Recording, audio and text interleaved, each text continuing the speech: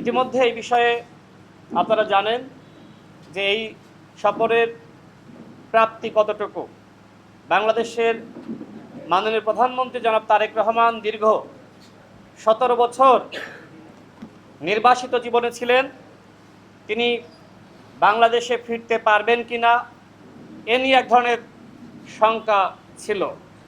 তারপরেও তিনি জীবনের ঝুঁকি নিয়ে বাংলাদেশে ফিরে এসে তিনি বাংলাদেশের জনগণের ভোটে প্রধানমন্ত্রী নির্বাচিত হয়েছেন এবং তিনি যেভাবে বাংলাদেশকে নিয়ে পরিকল্পনা করছেন, বাংলাদেশকে এগিয়ে নিতে তিনি যেভাবে কাজ করছেন, এটি আমাদের সবার জন্য অত্যন্ত গর্বের।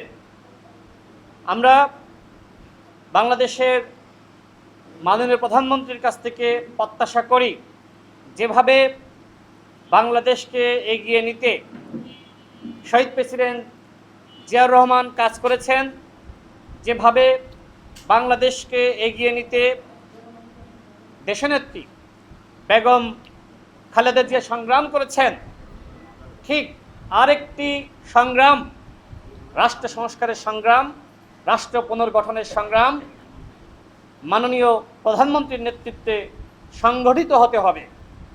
এদেশের মানুষ স্বাধীনতার পরে অনেক কিছু প্রত্যাশা করেছিল, কিন্তু যারা নিজেদেরকে দাবি করে আমরা স্বাধীনতা যুদ্ধের নেতৃত্ব দিয়েছি, তারা সাম্য, মানবিক মর্যাদা, সামাজিক সুবিচার ভুলণ্ঠিত করেছে।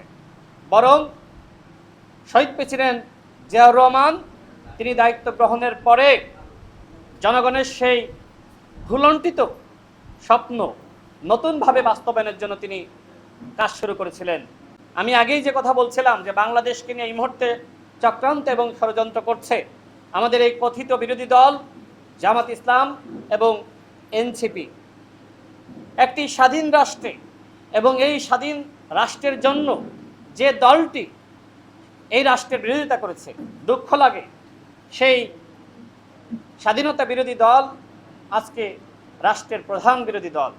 যারা বাংলাদেশের স্বাধীনতা চায়নি তাদের হাতে কি সার্বভৌমত্ব নিরাপদ? বন্ধুগণ, কোনোভাবেই নিরাপদ নয়।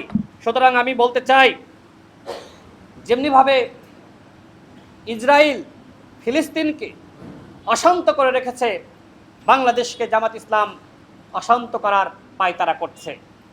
তো এগুলো আমাদেরকে মোকাবেলা করতে হবে। আপনারা দেখেছেন যে জামাতের নেতৃবৃন্দ বলছে যে ইতিহাসের সেরা বিরোধী দল। যারা ইতিহাসের সেরা হয় তারা কি এইভাবে নিজেরা বলে যে আমরা সেরা, আমরা সব থেকে গঠনমূলক বিরোধী দল, আমরা গঠনমূলক সমালোচনা করছি?